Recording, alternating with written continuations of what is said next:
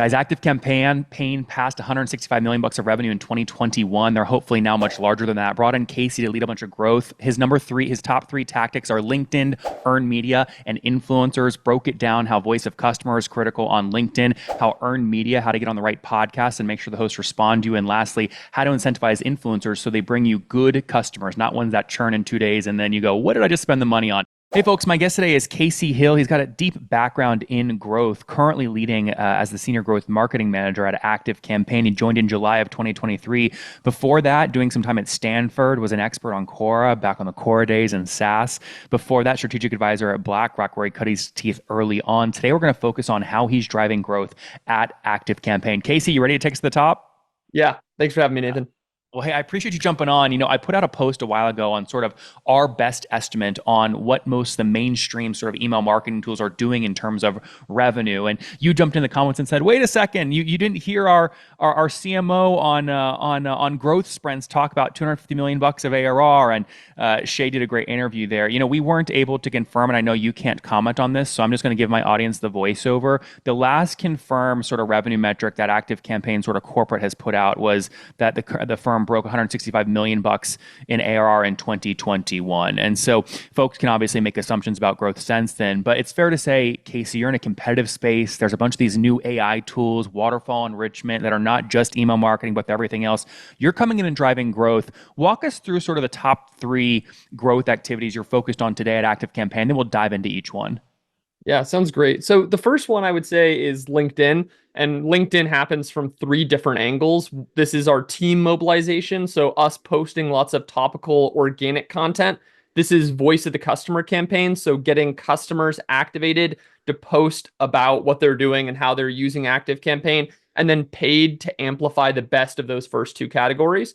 So that's one bucket. We also do a ton of earned media opportunities. So we hop on a lot of podcasts. We talk about the importance of owned assets and email as a channel in 2024 and beyond. And we're also pretty deep now into influencers, which we operate from a number of different vantage points. Okay, great. Is there a third one, or really just LinkedIn and earned media? Those are the big 2. The third one would be influencers. That would be the third. Okay, got it. Great. Let's jump into LinkedIn first. So you say team, voice of customer, and paid to amplify. Let me just quantify paid to amplify. I mean, can you give us a general sense there? Are you guys spending, 10 grand a month on thought leader ads paying to amplify, or like 100 grand, $1 million a month? Can you quantify that a bit? Yeah, so I don't have exact budgetary numbers to give you, but what I can tell you is that the CPM is pretty efficient on our thought leader ads, around $50 CPM. So we're essentially driving pretty good brand awareness and exposure through those campaigns. What we do is we do run some single image ads and single video ads, but typically we actually promote the best performing organic content, either from our team or from our customers, because on LinkedIn, you can promote anyone's content, whether they are an employee or outside. So that's been our strategy, is to have content that actually educates on the paid front, and that's been really effective for us. Tell me about voice of customer. You seeing a customer with a 10,000 person on their email list send a thing and get a 60% open rate and a 10% open to click through rate. That's world class. But to get them excited about screenshotting that ActiveCampaign report, putting it up on LinkedIn, and giving sort of your brand additional love is a whole nother activation channel, right? How do you make that happen?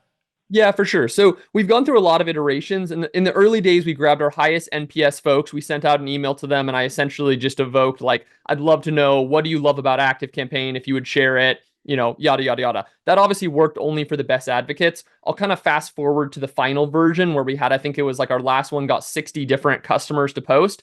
And the keys there were a couple fold. Number 1 is to give them an exact day. Number 2, to give them an exact scope. So would love to know why you came from MailChimp or why you came from Brevo or ConvertKit to ActiveCampaign. So specific day, specific scope, and then some amount of reciprocity. So how can we help them? We're a big team. We have big socials, so we can help repost their content. We can help have 50 members of our team jump in and engage on that content. If they have an asset like a podcast, we can get our team to follow and engage in that asset as well. So I think having reciprocity and also having a defined scope of exactly when and what, that is what got the most buy-in to get customers to all post and weigh in on a channel like LinkedIn. Okay, so there's nothing sort of the $100 Amazon gift card. I mean, is there anything that's like hard compensation like that? Or what would you say is the most effective trade you're doing with these users to get them to actually post and activate? Yeah, we were actually very purposeful to not have any monetary component whatsoever. So all of this is about reciprocity and us using our team to essentially engage. And a lot of people are on LinkedIn. They obviously want exposure. So if we can get 50 people from our team to hop in and engage, maybe listen to their podcast, that's something that was, well received by their team. Okay, and then so we talked about voice of customer, we talked about paid to amplify. Talk to me a little bit about your own team. So what do you mean by your team in LinkedIn? Yeah, so we created a channel called Operation LinkedIn, and essentially we have everyone share the posts that they're doing. We try to have it tend to be topical focused, so talking about marketing automation, talking about owned assets, talking about AI, anything that kind of ties back or relates to our product. And we tried to gamify it a little bit. We had what we call the 10K Club, which means you got at least 10,000 views that week. And we tried to show what the top performing content was each week to give people specific examples of how they could up level. And so we continued to grow that. Our first goal was as a team to have 150,000 views a week, and then 200,000, then 250,000. And I think we're a little bit north of 300,000 a week impressions is what I'm talking about right now. Mm-hmm. So we're continuing to try to iterate and improve and just have many different known faces on channels like LinkedIn that can help spread and distribute topical leadership. I think, again, the key here is we're not just sitting here talking about ActiveCampaign, we're talking about the category. So we're talking about email best practices, we're talking about the tactical layer, not just company or product focused content. Mm-hmm.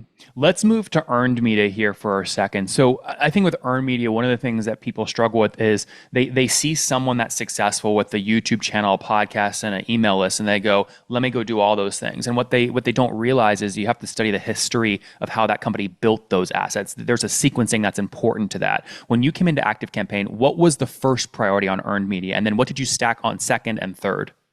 Yeah, for sure. So the first thing is I found that guesting on podcasts has been a really powerful way to get yourself in front of large audiences and to do it relatively quickly. Starting a podcast is great, but it's slow and it takes a long build to get to meaningful results. But if you hop on 20 podcasts that are, say, top 5%, you can very quickly accumulate hundreds of thousands of impressions from those viewers. So my process very specifically is this in the early days. I would go to a platform called Listen Notes. Listen Notes is a large database, and on Listen Notes, you can search any podcast and you can see its ranking. You can also get email contact information. You can also use filters so you can look very specifically at different topical clusters or even look at other people who are similar like thought leaders in the space who you want to see what podcasts have they been on to give you a list of which ones might make sense. And then I would So what send did you search for that? Did you search like CEOs of competitors' ActiveCampaign, for example? Normally I would actually start on the topical layer. So I would start about like anything email marketing, marketing automation, email marketing, onboarding, even like vertical specific. So stuff around SaaS, stuff around e-commerce, stuff around online creators, any of the core markets that ActiveCampaign serves. I would essentially search those out. That would usually be my like layer one.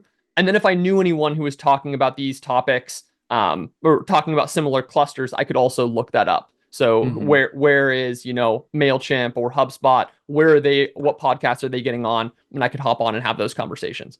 Okay, so I'm on listennotes.com. I searched email marketing. I clicked on podcast. I see one called Email Einstein by Vera Sadlik and Andre. The 194 episodes since July of 2020.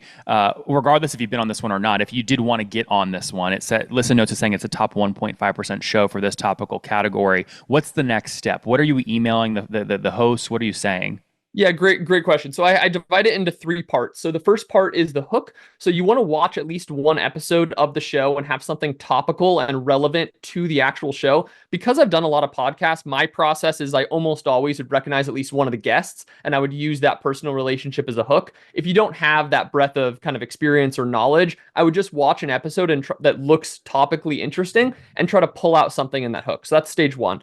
I also recommend that everyone leaves a 5-star review for the podcast. It's a great way to lead with an actual value add. Every podcast host wants more quality reviews. So attach a screenshot of a 5-star review you left them. That never hurts. The second Mm-hmm. middle section is the authority of like, why you? Why are you relevant to their audience? And so I think thinking very intentionally about why you're helpful to their audience, not just like your credentials, is important. So the middle part is you build authority. The third part, this is very important, suggest very specific topics. Don't come in and just give something general like, I'd love to talk about email marketing, right? That's going to be boring. No one's going to pick that up. But if I say something like, newsletters are broken. 99% of newsletters drive almost no ROI, and here's what the 1% are doing. That might pique up some ears, and people are like, oh, I wonder if he's going to say something interesting or meaningful about that, right? Mm-hmm. And have 2 or 3 topics. That way, if they've already gone through one of the topics, they might go, no, actually, that third one's interesting. My audience hasn't heard about that. If you follow that format, you'll get the best buy-in. And the final thing I'll say about this is super important. If you plan on only doing 2 or 3 podcasts, just don't even do it. You will not. I have very, very rarely seen ROI. I've not only implemented this at 2 organizations, but I've also helped hundreds of brands get into this motion. You want to do at least 20 to 30 podcasts in 1 month in a focused niche. So like 20 to 30 e-commerce podcasts in 1 month. If you're not able to commit to that, you're not going to see a big enough signal. It's very much I heard about them here and here and here, all in a close period of time. That drives the actual intent signal. So I'd just be, knowledgeable of that coming into the approach. Hey folks, if we haven't met yet, my name is Nathan Latka. I launched and sold my first software company back in 2015 and went on to write a book about it, which you guys made a Wall Street Journal bestseller, purchasing over 30,000 copies. Thank you so much for that. After the book, I launched this show and went on to create founderpath.com. I raised a large fund to do non-dilutive deals with B2B software founders. So far, we've invested in over 400 software founders, totaling $150 million. Here in 2024, we're doing 3 to 4 new deals per week. So if you're looking for capital and don't want to give up equity, go sign up at founderpath.com for free to get your offer. All right, let's jump into the interview. Okay, and then lastly, on the second section here for earned media is email as a channel. Now, are you guys building your own email? I know this is sort of very, very meta, but are you building your own email list and are you running that? Yeah, absolutely. So we build a ton of different email newsletters. We have someone on our team who handles some of the kind of product-oriented content, and then I do a lot of the topical. So like I just launched one like a month or so ago called SaaS Steps, which profiles the growth journey of ActiveCampaign, Typeforms, Thinkific. So I sit down with those founders and we actually look at every single stage of growth. So I say, what did 0 to 1 look like? What did 1 to 10 look like? What did 10 to 25, 25 to 100, 100 to 250, 250 to a billion, whatever it is for the individual company. And we break it down by each stage of growth. And so that's one we launched recently. That's kind of a SaaS focused one. And we have others that are verticalized in other industries. And so we absolutely also build email lists, and we have our core product update focused ones as well as topical ones. Just to be clear, that's called SaaS Sprints. SaaS Steps. Okay, why do I see your name also on another one called SaaS Sprints? Okay, so SaaS Steps, just to be clear, is the one. Yeah, correct. SaaS Sprints is run by Brendan Hufford. That's an outside party, not affiliated with us, but we've done interviews with them before. So it's a different SaaS newsletter. I see. Okay, so SaaS Steps. So what's the frequency over there? How many episodes have you published, and what does each episode get in terms of total downloads the first 60 days? Yeah, so it's a brand new one. We cross-promoted it to our full list. So when we first sent it out, we got a lot more because we sent it to 800, 900,000 folks. But right now, in terms of like fresh new subs, it's still at, I think, 2,000-3,000. It's a small newsletter. We launched my bad. Sorry, Casey. I was thinking this was a podcast. Sorry, this is an email list that you've built called SaaS Steps, not a podcast. Yeah, I apologize. Yeah, I'm happy to talk about the podcast as well. But that's that. I'm specifically talking about a newsletter right now. Yep. The podcast, which is a top 3 podcast, is called Angles and Insights. Our first episode was a debate between Wade Foster, the founder of Zapier, and Jason Lemkin. And so basically the format is you get on 2, prominent billionaire, essentially founders, and we had them debate different issues like around AI, around remote work, around their top performing marketing channels. And so that format takes a lot of time and a lot of curation to get people into that format and to get them to kind of be at ease in that. So we've actually only had that one episode so far. We have some really exciting guests coming up, but I'm going to keep that on the DL till it's released. But yeah, that's a really exciting podcast and format. And that's gotten, I think, 4,000 plus downloads on the first episode, but also hundreds of thousands of impressions if you count the LinkedIn content that is talking about it. So yeah, it's been awesome.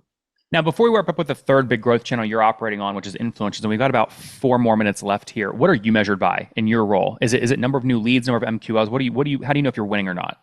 Yeah, for sure. So it kind of depends. There's a couple different metrics and a couple different core KPIs that I am essentially measured on. So one is on revenue impacted. And we actually use a tool called Hockey Stack. So Hockey Stack looks across all these different channels and looks at the revenue impact. And we use things like marketing mix modeling to actually track things like LinkedIn. Like they did a report the last month, they can show 27,000 in direct revenue impacted by Casey's LinkedIn, just my LinkedIn. And obviously 27,000 what? Customers? 27,000 in ARR impacted. So in Okay. terms of new revenue. So one bucket is actually revenue, and we look at that both through Hockey Stack as well as direct attribution. If we say, hey, 9 people signed up this month and became paid users and they put podcasts as how they heard about us, that's something that we can use as part of that calculation.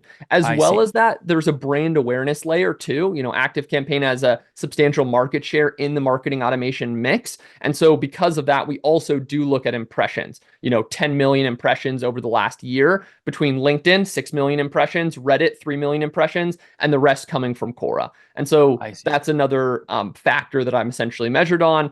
And also doing more and more work on the video space. So if anyone follows my LinkedIn, you'll see I'm producing a ton of video content, and we're testing and experimenting with that medium right now.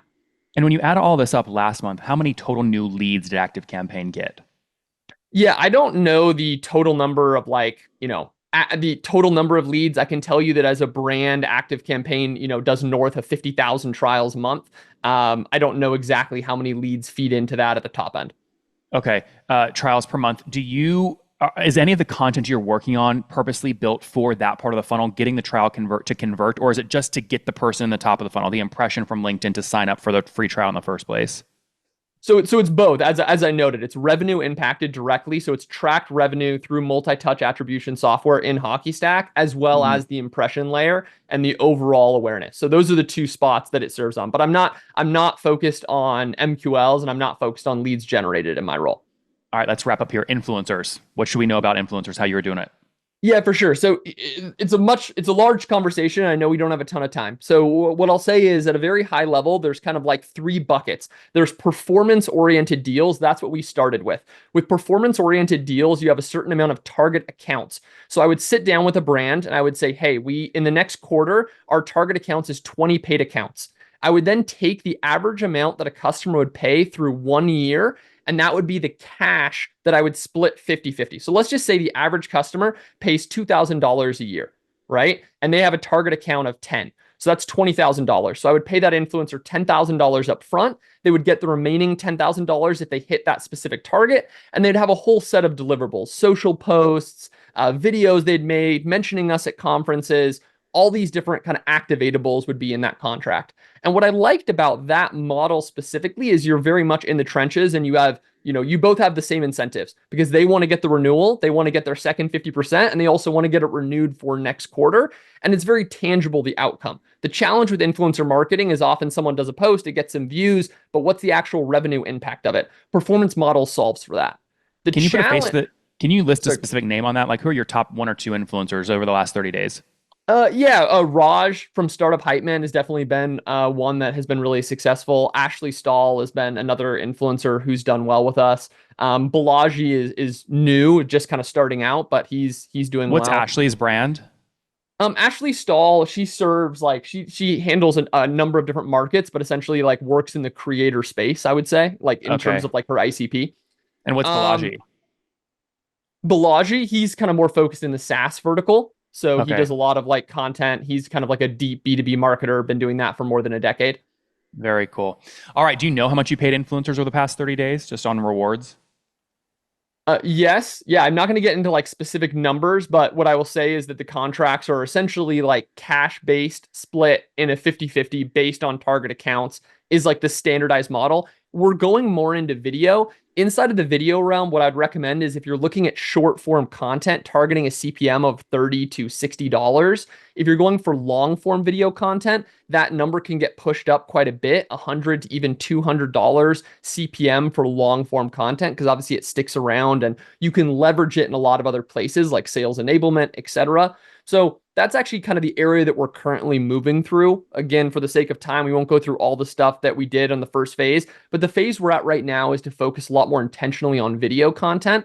And so that has been a major push for us across all those channels. Is Casey, I to understand get you those- can't share the revenue number, but can you share how many influencers you paid at least $1 over the past 30 days so we get a sense of how big the program is? You know, is it 10 influencers, 1,000 influencers? Yeah, it's probably at between 30 and 50 right now in Okay, terms of so number still of pretty influencers. focused. Yep. Yeah, it's All- about 30 to 50, and it's a blend between micro and mid tier. We don't have like a ton of macro being kind of defined as people that would be, 6-figure plus contract in a given quarter period. Understood. Hey, where can people find you online if they want to follow you? Yeah, Casey Hill is my tag on LinkedIn, and this is where I post a lot of just kind of firsthand, like what we're doing today, just sharing what we're doing, what the results are. So if you're looking for growth insights, that's a great place to find me.